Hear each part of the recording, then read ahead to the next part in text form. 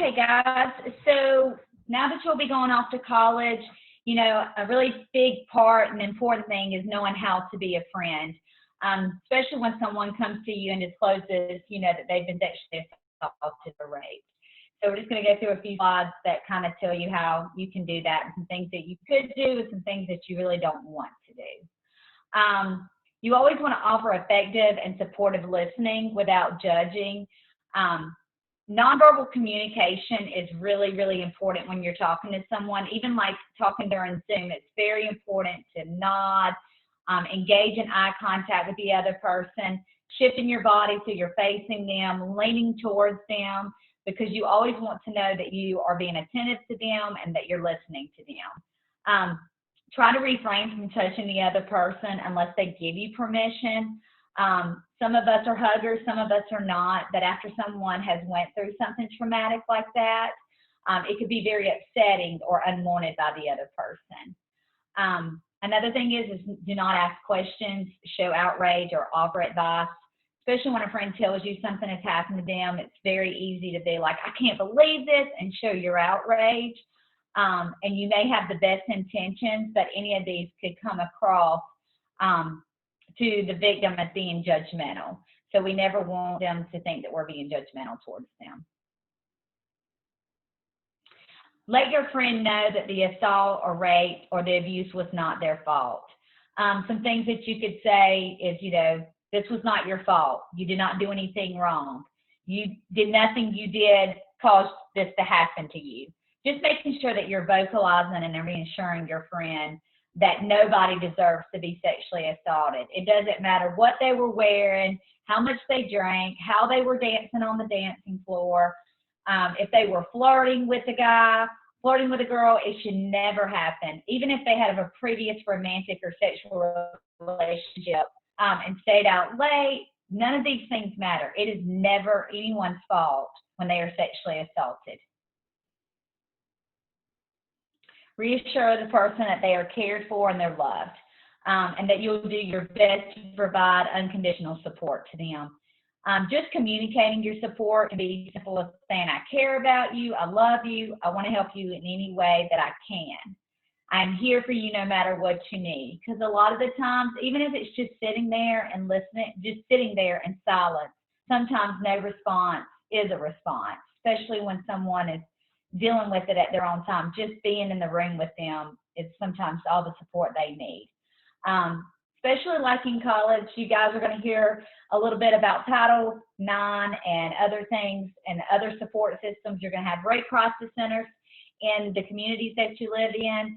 And so help your friend find those resources. Especially with us all, most of us have an internet, you're able to have easy access to that. RAIN is an amazing resource to locate those services. It's nationwide. So just simply putting that in the Google box can help you find those resources. Encourage the person to seek medical attention. So regardless of whether they want to report the assault, they can and should still receive a medical exam by a SANE nurse. So have you guys ever heard of a SANE nurse? Do you know what that is by any chance? Yes. Okay, awesome. What about you?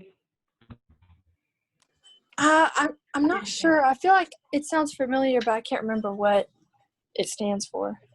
Okay, so a SANE nurse is a sexual assault nurse examiner. So this is a nurse that specializes in doing rape kits. So when you go to the hospital, they'll call someone. Usually they have them at the hospital, but sometimes they have to call them to be on call, and they'll come and actually do the exam. They talk through the whole process with you.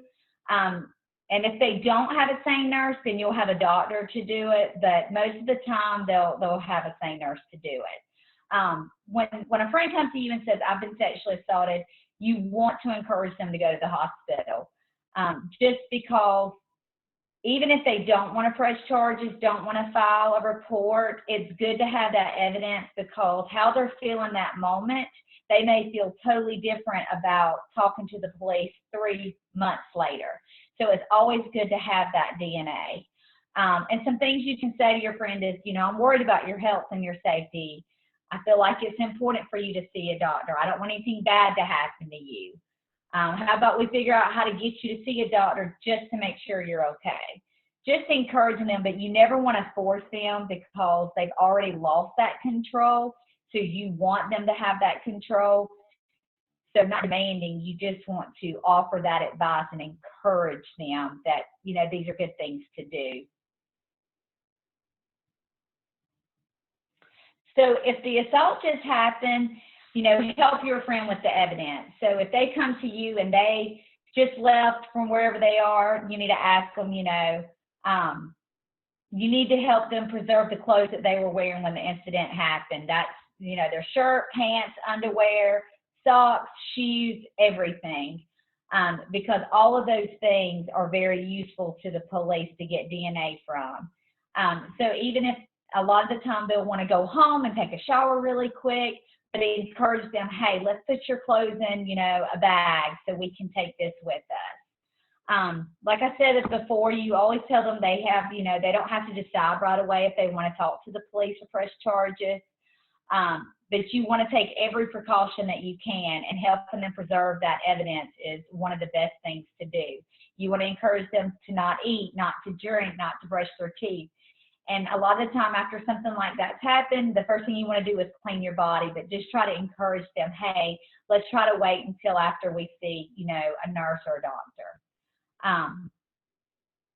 Just make sure that you let them know that it is their choice. It's always their choice. Again, I kind of went over this already. Just encourage, you know, the person to report the assault. You can file a report without pressing charges, but you never want to force them. You never want to take that control away from them. So your friend has the right to report what happened to them, but it's only your friend's choice, not yours. Here are some things you can say. What happened to you is a crime. You can report this to the police if you want to. If you want to report what happened to the police, I can be there with you through the whole step. Sometimes just letting them know, I'll do whatever you want me to. If you want me to go and sit beside you at the police station, I'll do whatever I need to do. That way that they feel supported and they don't feel forced. They just know that you're there to help them and encourage them and support them. So out of all those things, because it is a lot of information, if you miss some of that information, the number one thing is always believe them. I mean, if you do nothing else, you can do this. Always believe your friend. And there may be times when you're like, I just don't know, you were drinking. Just always believe them because they're telling you that. Please always just believe them. The blame for what happened is on the perpetrator who committed the assault, not the survivor. And some simple things that you can say to your friend is just simply, I believe you. I want to help you. I'm so sorry this happened to you. Or I have no idea what to say, but I want to help you through this. What can I do? It's okay not to have the answers. They're not expecting you to have the answers. And you saying, I have no idea what to say, can even be comforting to them. You just always need to believe them. So we kind of went over some things that you should do, and things that you should not do is being judgmental by your verbal and nonverbal cues. Always make sure you're looking at them, nodding, making sure that they know that they're not being judged, because that can be very detrimental to someone if they're telling you what happened to you and like, well, you sure did drink a lot. You sure were shooting those tequila shots back. That is not something you should say to them at that time, because that is feeling very judgmental. You should just say, I believe you. That is so important. Interrupting and not actively listening to them. This is something we all have to work on just in our daily lives. And especially when someone's telling you something that's happened to them, especially if it's a friend of yours, you're going to have all these emotions as well. And you're going to want to know exactly what happened, what time it happened. And you'll find yourself interrupting them and not really listening to them. So it's so important to just take a step back, not interrupt, listen to them, and then you'll know when it's time, for you to step in and start, helping them with options and, encouraging them to do things. But you need to listen to them firsthand for sure. Victim blaming the survivor by comments like, you should not have worn that, gone to the party, drink so much alcohol, just kind of like we just said. that's victim blaming, and you don't want your friend to shut down because your friend came to you and has disclosed this to you, and so you never want them to feel that you're victim blaming them. Forcing the survivor to do what you want them to do and ignoring their thoughts or wishes. Especially as a friend, you want to be like, this is what we're going to do. I'm going to make you do this because you feel like, oh, that's what a friend's supposed to do. When a friend's been sexually assaulted or raped, it is so important to give them that control back and just doing what they want to do, as simple as calling the police or going to the hospital, even though no matter how hard or how bad you want them to go, because you know that's the best thing for them, you've got to give them that control back by letting them know it is completely your choice and I support your choice. And then, you know, you never want to question them about, you know, what they say about the assault or rape. Especially even a week later, they may, you know, talk about it to you and you say, well, you didn't tell me that, or you didn't exactly tell me that. You said something totally different. When something like that happens, their brain is going 90 to nothing, so they're going to forget things. So you need to be patient with your friend and never question them, because you never don't want them to think that you do not believe them. Because our main thing is that you always believe your friend. They're coming to you because they felt like you were their safe haven. And so that's something that's very important, is to never question them, victim blame them, make them feel that you're being judgmental towards them, or just interrupted and not listening.